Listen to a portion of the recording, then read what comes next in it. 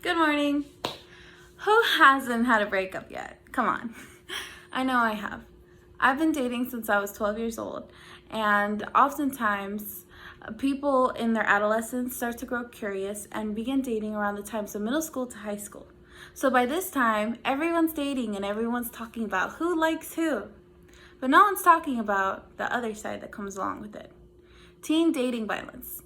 Teen dating violence is not something that is commonly spoken about in schools and that definitely does not have enough attention towards. According to youth government polls, 76% of youth will experience relationship abuse at some point in their life.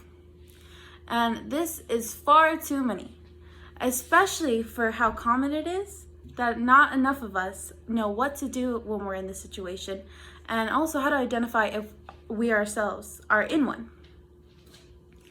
When I was 14 and I had my first boyfriend, I thought he was sweet and I thought he was the bee's knees. But when I started getting more into the relationship, I started noticing patterns of jealousy and possessiveness, and at one point even physical violence. I turned to my friends, and my friends, also being young 14, 15-year-old girls, we didn't really know what to do. We were just like, boys are crazy, he'll grow out of it, or he just really likes you is all. But when I reached out to a guidance counselor, they were able to tell me that I could potentially be finding myself in a situation of teen dating violence. And I was just like, how could that be? That could not happen to me. However, he told me that teen dating violence is not just what it sounds like. It's not just, physical violence. And according to the website of TDV Awareness, dating violence can cover a range of abusive behaviors, such as physical assault, emotional and mental abuse, sexual abuse, threats, stalking, harassment, and even revenge porn. Now, I definitely wasn't aware of all these things at 15. And thank goodness that I had a guidance counselor at the time who was aware and was able to identify the situation for me. Unfortunately, a growing thing that we see around the US is that there are not enough guidance counselors to ratio of students.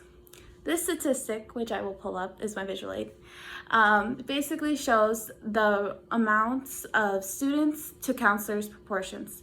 And here in the state of California, we can see that we are in the red zone, that there are over 500 students per counselor. Now, I'm not saying that counselors are not found in each school, but a guidance counselor specializes in helping people work towards their personal goals as well as identifying self-plans along with the academic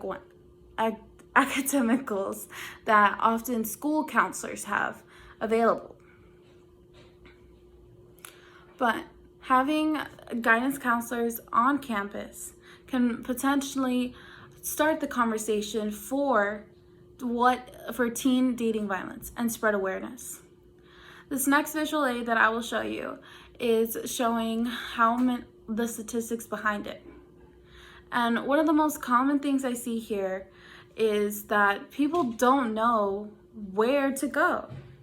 Once someone identifies that they're in a situation, they don't know what's the next step, or is there a next step? And this is where guidance counselors are so heavily needed.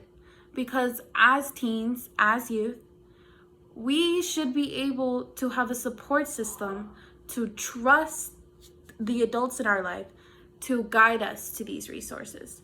And guidance counselors can provide you numbers to police departments as well as counseling help, and along with other resources that you may potentially need.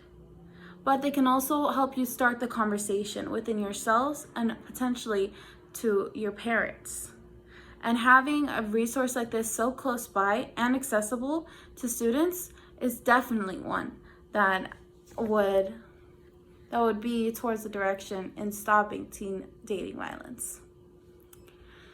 But overall, teen dating violence is not just going to stop just because of a few guidance counselors. But with with guidance counselors being a proactive member in the school community, as well as advocating for the awareness and then advocating for the education in classes through perhaps school sex eds, and along with just having them as a presence there on campus of being someone to go to, is definitely a step in the right direction. And it is a step that schools should be taking to take this matter seriously, because teen dating violence is not something that is often seen towards the naked eye. However, but its impact is left on a lot of people, and it was left on me. Having this type of support system in schools should not be viewed as a luxury, but it is a necessity for a safer future of tomorrow for your kids, for others, and for overall dating. Have a good day.